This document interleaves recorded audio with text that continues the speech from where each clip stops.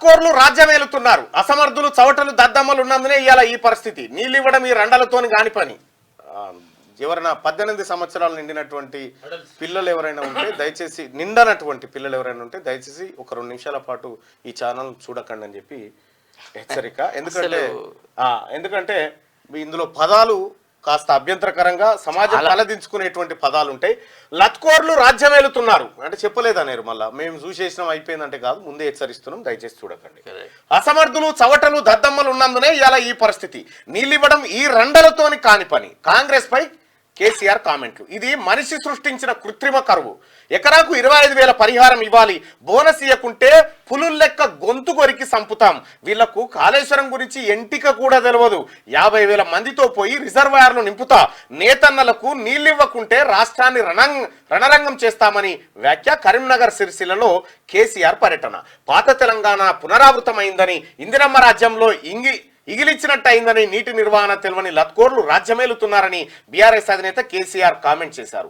అసమర్థులు చవట దద్దమ్మలు రాజ్యంలో ఉన్నారు కాబట్టే ఇలా ఈ పరిస్థితి వచ్చింది. నీళ్ళు ఇవ్వడం ఈ రండలతోని కాదు అని విమర్శించారు. అయితే ముఖ్యమంత్రి కేసీఆర్ గారు మాట్లాడిందా లేదా అని మళ్ళీ కొత్త పంచాయతీ. ఎందుకు, ఆయన బయట చూపిస్తే అయిపోతుంది కదా. ఏం మాట్లాడిండు సార్ అనేది ఎక్కడుందనా?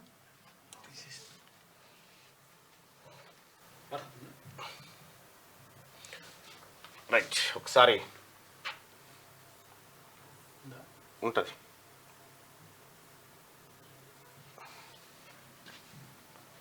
బీజేపీకి ఒక ముట్టిముఖం ఉన్నారండి రాష్ట్రంలో. ఏంటంటే బీజేపీకి అర్థం కాదు.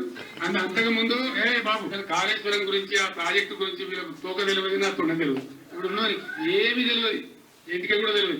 మీ లెక్క చిల్లర కథ వాడానంటే ఆ రోజు ప్రభుత్వం మా చేతులు లేకుండా ఏదైనా మా చిల్లర పని చేయలేదు మీలాగా. సరే సరే దరిద్రుడు పోలేని చెప్పి కట్టినాం ప్రాజెక్ట్. నేను మాట్లాడిన నిన్న మొన్న ఇంజనీర్లకు ఏమైందిరా ఈ సన్నాసులకు తెలివి, లేకపోతే మీ తెలివి ఏం వచ్చింది, ఎందుకు ఎత్తలేదు నీళ్ళంటే సార్ మమ్మల్ని నిరోధించారు అది ఏదో ఉన్న తోకమట్ట అని చెప్పి చిల్లర కుట్రతోని సన్నాసులా కూర్చొని నీళ్ళని వీటిని. ఈ దద్దనలకు చేత కాకపోతే 50,000 మంది రైతులు వెంబడేసుకొని వీళ్ళని పండబెట్టి తొక్కుకుంటూ పోయి మేడిగడ్డ అక్కడ కుర్చేసుకొని కూర్చొని నేను నింపుతా, మళ్ళీ ఇవన్నీ రద్దీ పడకుండా అని చెప్పినాను.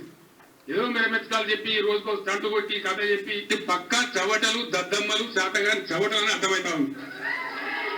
సమర్థతనే కదా బతకమంటున్నాడు. నిరోధులు అమ్ముకొని బతకన్నారా కుక్కల కొడుకులారా? ఈ కొత్త పీక్ పడగొట్టింది ఏమి లేదు, ఇది కాదు. ఈ ప్రభుత్వమే లత్కోర్ల ప్రభుత్వం. అడ్డమైన మాటలు మాట్లాడి కొత్తది మీద అవుతుందా, పీక్తుందా, మీ సాధన అవుతుందా లేదా అదంతా వేసాగి పక్కా చవటలు దద్దమ్మలు శాతగాని చవటలని అర్థమవుతా ఉంది. అసమర్థ, అవివేక, చెవట విధానాల వల్ల, అర్భకత్వం వల్ల ఈ దరిద్రం మన రాష్ట్రానికి వచ్చింది. మళ్ళా సిగ్గు లేకుండా మళ్ళీ ఇయ్యాలో 4-5 హామీలు ఇచ్చారు.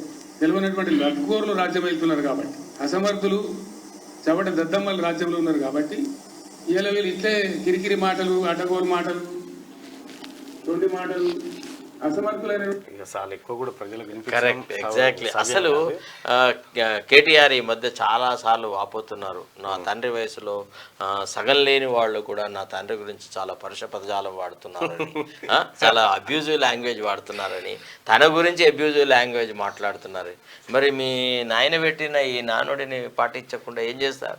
యథా రాజా తథా ప్రజా. నాయన పెట్టిపోయిన అవినీతి ఏది అదేమంటారు, మీ నాయన భాషలో చెప్పాలంటే మీ నాయన నాటిన రడ్డ మొక్కనే అది కదా. ఈ భాషను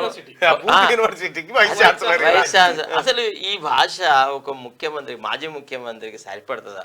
ఆనాడు ముఖ్యమంత్రిగా ఉండంగా ఇట్లానే మాట్లాడు అంటే ప్రతిపక్షాలందరూ చేతగాని వాళ్ళు, నేను ఒక్కడనే చాలా గొప్ప వ్యక్తిని, నా వల్లనే పెద్ద ప్రజాస్వామ్యము సుసంపన్నం పాలన వస్తుందని చెప్పి చెప్పుకోవడం ఈయన యొక్క వాచావాత్సల్యం. అంత విషయం ఏంటంటే 50,000 మందితో పోయి రిజర్వాయర్లు నింపుతాడట. 50,000 మంది అంటే నువ్వేమన్నావు? కుర్చీ వేసుకొని కూర్చొని, నిన్న కూడా నేనే కుర్చీ వేసుకొని కూర్చొని నీళ్లు ఎట్లా నింపానో నింపుతా అన్నాడు. నువ్వొక్కని పోయేదాన్ని 50,000 మంది ఎందుకు? మళ్ళా కరెక్ట్ నువ్వే చేసేది ఉంటే, నీ దగ్గర దమ్మే ఉంటే అది కూడా ఎప్పుడు పోతాట? ఈ ఎన్నికలు అయిపోగానే పోతాట. మరి ఈ ఎన్నికల లోపల ఉన్న పంట ఎటు పోవాలి? నువ్వు నిజంగా సిపాయి అయితే కరెక్ట్ గా వానలు పడే టైం పోతాడు.